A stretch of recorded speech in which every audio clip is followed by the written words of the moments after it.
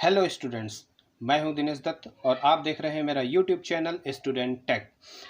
जैसा कि हमने पिछले वीडियोस में देखा कि वेजिटेटिव प्रोपेगेशन या वेजिटेटिव रिप्रोडक्शन और असेक्सुअल रिप्रोडक्शन को हम लोगों ने डिटेल से समझा, जो कि इस तरह से जो है इसका हमने फ्लो चार्ट दिखाया था, जिसमें हमने वेजिटेटिव रिप्रोडक्शन या वेजिटेटिव प्रोपेगेशन और असेक्सुअल रिप्रोडक्शन को हमने कवर किया था।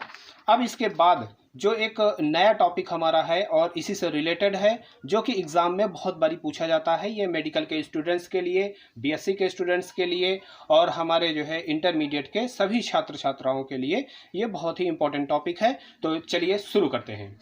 हमारा जो आज का टॉपिक है स्टूडेंट्स, ये है माइक्रो प्रोपेगेशन। माइक्रो प्रोपेगेशन का मतलब होता है सूक्ष्म प्रवर्धन। इसी को हम लोग जो है एक नाम से और जानते हैं, जिसे बोलते हैं टिश्यू कल्चर। टिश्यू कल्चर क्या है? टिश्यू कल्चर एक ऐसी टेक्निक है जिसके माध्यम से हम लोग क्लोन्स तैयार करते हैं। बहुत ढेर सारी क्लोनिंग टेक्निक में हम लोग इनका इस्तेमाल करते हैं, जो कि एक बहुत ही अच्छी यूज़फुल टेक्निक है। ये भी हम लोग आर्टिफिशियल तरीके से करते हैं, जो कि माइक्रो प्रोपेगेशन कहलाता है।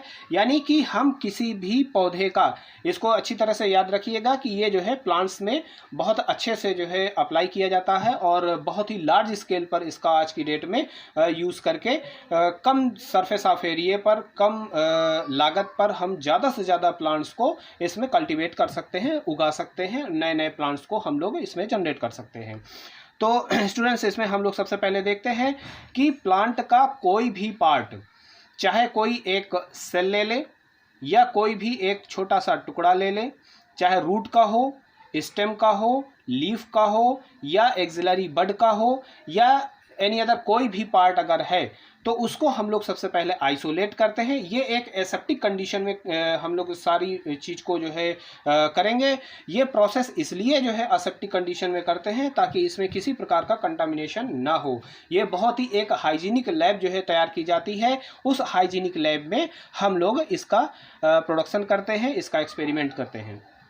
तो सबसे पहले जो भी चीज़ या कोई भी प्लांट पार्ट हम लोग आइसोलेट कर रहे हैं, प्लांट से निकाल रहे हैं, जैसे हमने इस लीफ से एक जो है टुकड़ा निकाला हुआ है, इस पार्ट को हम लोग एक्स प्लांट के नाम से जानते हैं। इसको हम लोग एक्स प्लांट कहेंगे। क्लियर? इसके बाद इस एक्स प्लांट से हमको एक न्यू प्लांट बनाना है, तो हमें सबसे पहले इसके फेवर का एक कल्चर मीडियम चाहिए होगा, एक हमें न्यूट्रिएंट मीडियम चाहिए होगा, जो कि हर एक प्लांट की नीड के अनुसार अलग अलग हम लोग प्रिपेयर करते हैं। ठीक है? फंजाई के लिए अलग होगा, जो हायर प्लांट्स हैं उनके लिए अलग होगा, लोअर प्लांट्स हैं उनके लिए अलग कल्चर मीडियम प्रिपेयर करते हैं। तो अलग अलग मेथड से हम लोग कल्चर मीडियम को प्रिपेयर करेंगे। ये जो हमारी कांच की एक ट्यूब दिखाई दे रही है, इसको हम लोग कल्चर ट्यूब कहते हैं। याद रखिएगा, जो भी हमारे केमिस्ट्री लैब में इस मोटी वाली ट्यूब का इस्तेमाल करते हैं, उसको हम लोग, इसी ट्यूब को हम लोग वहाँ पर बॉइलिंग ट्यूब कहते हैं। लेकिन हम लोग जब बायोलॉजी के लेबोरेटरी में यूज़ करते हैं तो इसी को हम लोग कल्चर ट्यूब कहते हैं। ठीक है? ये थोड़ा सा अपने दिमाग में रख लीजिएगा। और जो पतली वाली ट्यूब होती है, तो उसको तो सभी लोग जानते हैं कि वो जो है टेस्ट ट्यूब कहलाती है। वो परख नली है, सामान्य परख नली है। हम लोग इसमें बॉइलिंग ट्यूब का इस्तेमाल करते हैं। इसी को अब हम लोग जो है इसको चूँकि कल्चर के लिए यूज़ कर रहे हैं, इसलिए इसको कल्चर ट्यूब कहते हैं। ठीक है? ये जो है हमारी कल्चर ट्यूब है।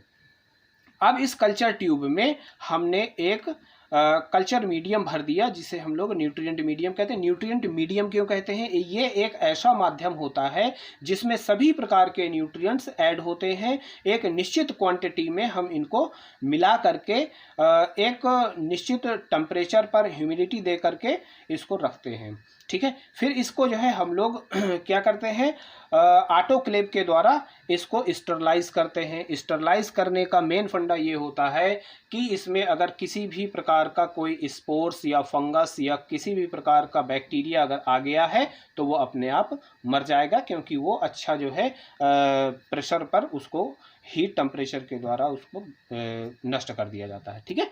इस तरह से ट्रीट करने के बाद जब हम जो है कल्चर ट्यूब में इस कल्चर मीडियम को या न्यूट्रिएंट मीडियम को भर लेते हैं, इसके बाद इस एक्स प्लांट को, इसको भी हम लोग अल्कोहल वगैरह से ट्रीट करके इसको भी साफ कर लेते हैं, इसलिए क्योंकि हो सकता है इसमें भी कोई बैक्टीरिया या फंगस आ गया हो तो हमारा पूरा का पूरा कल्चर खराब कर सकता है।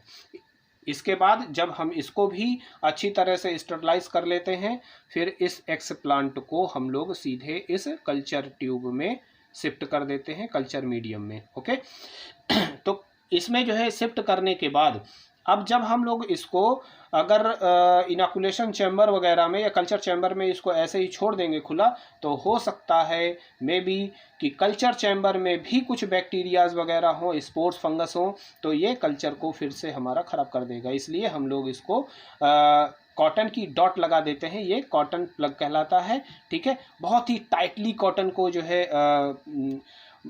टाइटली उसमें जो है फिट करके बंद कर देंगे, जिससे कि थोड़ा थोड़ा जो है एरेशन बना रहे और यहाँ पर हमारा एक्सप्लांट यानी कि इसकी जो सेल हैं, टिश्यूज़ हैं, ये ग्रो करना शुरू कर दें।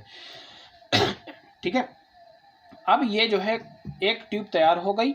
अब इसका जो है अगला मेथड जो आता है, हम लोग अगर देखते हैं तो कुछ समय के बाद यही एक्सप्लांट या एक सेल या एक टिश्यू ग्रोथ करना शुरू कर देता है, वृद्धि करना शुरू कर देता है। इसमें डिवीजन शुरू हो जाते हैं और एक सेलुलर मॉस बनाता है, एक कोशिकाओं का गुच्छा तैयार कर देता है। इसी गुच्छे को या इसी सेलुलर मॉस को हम लोग कैलस कहते हैं। ठीक है, ये जो है टर्म कैलस, तो याद रखिएगा, इसमें जो है कैलस के नाम से भी जो है शॉर्ट नोट्स आया करता है एग्जाम में, तो अच्छी तरह से इसको पढ़ लीजिएगा कि कैलस किसे कहते हैं। जब एक्स प्लांट डिवाइड होगा, इनकी सेल्स डिवाइड होंगी तो एक कोशिकाओं का बंच बना लेंगी, एक जो है स्टब गुच्छा बना लेंगी, उसी को हम लोग कैलस बोलते हैं। ठीक है, अब इसके बाद जब कैलस का फॉर्मेशन हो जाता है तो हम ये मान लेते हैं कि अब इस कल्चर मीडियम में न्यूट्रिएंट्स की कमी हो गई है। ठीक है, अगर न्यूट्रिएंट्स की कमी हो गई तो दो मेथड होते हैं कि हम इसको फिर से जो है कैसे ग्रो कराएं। तो अगर जो है इसको चेंज नहीं करेंगे तो ये कैलस जो है या तो ग्रोथ करना बंद कर देगा या इसकी ग्रोथ बहुत स्लो हो जाएगी। तो सबसे पहले हम लोग करते क्या है, या तो जो है एक नया कल्चर ट्यूब में कल्चर मीडियम भरेंगे और इस कैलस को निकाल करके नए ट्यूब में शिफ्ट कर देंगे, या फिर हम इसी में किसी दूसरे ट्यूब की सहायता से हम इसमें नए न्यूट्रिएंट्स को ऐड कर देते हैं। ठीक है, तो मोस्टली यही होता है कि हमने कैलस को निकाला, कैलस को निकाल करके डायरेक्टली दूसरे कल्चर ट्यूब में हम इसको शिफ्ट कर देते हैं, जिससे कि इसकी ग्रोथ रेट अच्छी जाती है। जब यही कैलस दूसरे कल्चर मीडियम में पहुंच जाता है तो इसको नए सिरे से बहुत ढेर सारे न्यूट्रिएंट्स मिल जाते हैं, जिसकी वजह से ये और ज़्यादा जो है विकसित होने लगता है और विकसित होकर के एक एम्ब्रियो जैसी संरचना बनाना शुरू कर देता है। ये एम्ब्रियो जैसी संरचना यानी भ्रूण जैसी संरचना एम्ब्रियोइड कहलाती है। ठीक है, ये ट्रू एम्ब्रियो नहीं है। क्यों ट्रू एम्ब्रियो नहीं है? क्योंकि ट्रू एम्ब्रियो गैमेट्स के फ्यूजन के बाद जाइगोट के डिवीजन से बनता है, जाइगोट के विभाजन से बनता है। लेकिन यहाँ पर ना तो कोई सीड है, ना ही कोई जो है गैमेट इसमें फ्यूज हुआ है, और फिर भी एम्ब्रियो जैसी संरचना बन रही है, तो हम लोग इसको फॉल्स एम्ब्रियो कहते हैं, यानी कि ये एम्ब्रियोइड है। जहाँ पर भी बेटा OID जुड़ जाए यानी ऑयड जुड़ जाए तो इसका मतलब है ये इसके जैसा है, लेकिन ये ट्रू नहीं है, एम्ब्रियो के जैसा है, इसलिए हमने इसको एम्ब्रियोइड कह दिया। क्लियर? अब यही एम्ब्रियो यानी एम्ब्रियोइड विकसित होगा, फिर से डेवलप होगा और इसमें ऑर्गेनोजेनेसिस शुरू हो जाएगी, ये जर्मिनेट हो जाएगा। जैसे नॉर्मल सीड जो होता है वो अंकुरित होता है, अंकुरित होकर के एक नया पौधा बनाता है, वही एम्ब्रियो का रोल ये एम्ब्रियोइड प्ले करेगा। और इसमें देखेंगे कि अगले स्टेप में इसमें प्लांट्स रेडी हो जाते हैं। ये प्लांट्स प्लांटलेट कहलाते हैं, क्योंकि ये प्लांट के एक छोटे से पार्ट से जो है निकल करके, कोशिका से निकल करके कल्चर मीडियम में प्रिपेयर हुआ है, तो इसलिए इसको हम लोग प्लांटलेट कहते हैं। तो टिश्यू कल्चर की टेक्निक बहुत ही एडवांस टेक्निक है। इसके माध्यम से हम लोग जो है किसी भी तरह की टिश्यूज़ को हम लोग कल्टीवेट कर सकते हैं, कल्चर कर सकते हैं, और बहुत ही कम सरफेस ऑफ एरिया में लेबोरेटरी में एक असेप्टिक कंडीशन में बहुत सारे प्लांट्स को कम समय में डेवलप कर सकते हैं, कम समय में हम लोग उसको बना सकते हैं। जब ये प्लांटलेट रेडी हो जाते हैं, इसके बाद हम इनको फील्ड इंट्रोडक्शन के लिए भेजते हैं, यानी कि हम इनको अब जो है किसी भी पॉट में शिफ्ट करेंगे या फिर किसी भी ग्राउंड में शिफ्ट करेंगे। ठीक है, फिर इनका सर्वाइवल रेट देखा जाता है कि इनका सर्वाइवल जो है कितना अधिक है या कितना कम है। एक चीज़ और जो है बता दें, इसमें कभी कभी जो है आने वाले और वीडियोस में मैं इसको डिस्कस करूंगा, लेकिन अभी थोड़ा सा समरी इसकी मैं बता दे रहा हूं कि कल्चर टेक्निक के द्वारा हम लोग पोलन कल्चर, ओवरी कल्चर, इस तरह से एंथर कल्चर, ये सारी चीज़ें भी करते हैं। ठीक है, तो अब जैसे ये कोई प्लांट है, प्लांट में अगर जो है फ्लावरिंग पार्ट में यहाँ पर सपोज अगर जो है हम एक एंथर की जो है बात करते हैं, ठीक है, एंथर में होते हैं पॉलन ग्रेन्स, हैप्लॉइड नेचर का होगा, इसमें डालेंगे एक हैप्लॉइड प्लांट रेडी हो जाएगा। पॉलन ग्रेन्स को अगर जो है हम लोग कल्चर मीडियम में डालेंगे तो ये भी जो है हैप्लॉइड प्लांट रेडी होगा।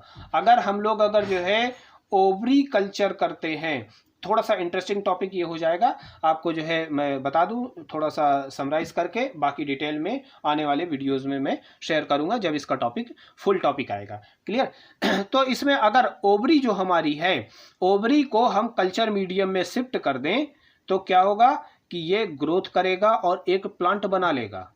ठीक, अगर यही ओवरी पॉलिनेटेड हो जाए, यानी कि इसमें परागकण पॉलन ग्रेन्स आ जाएं, यानी कि पॉलिनेशन की प्रोसेस कंप्लीट हो जाए और ये जर्मिनेट हो करके ये यहाँ पर पॉलन ट्यूब वगैरह बना रहे हैं, और अगर इस पॉलिनेटेड ओवरी को हम इस कल्चर मीडियम में शिफ्ट करते हैं तो इसमें एक प्लांट रेडी नहीं होगा, ये प्लांट नहीं बनाएगा, ये यहाँ पर फ्रूट बना देगा, फल बना देगा, यानी कि बिना पौधे में फ्रूट डेवलप होगा, वो भी लेबोरेटरी के अंदर किसी भी पॉट में, चाहे वो हमारा कोनिकल फ्लास्क हो या बीकर हो, जार हो, किसी भी पॉट में हम एक पॉलिनेटेड ओवरी का कल्चर करके एक फ्रूट प्राप्त कर सकते हैं।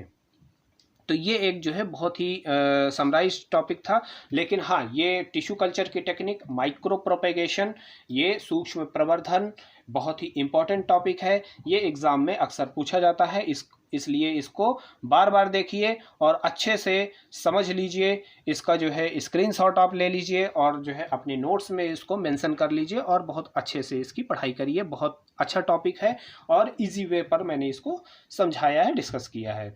ओके, अगर आपको मेरा वीडियो अच्छा लगा है तो लाइक करिए, बहुत ज़्यादा मात्रा में इसको शेयर करिए ताकि ज़्यादा से ज़्यादा स्टूडेंट्स के पास मेरा वीडियो पहुँच सके और उनको भी लाभ हो सके।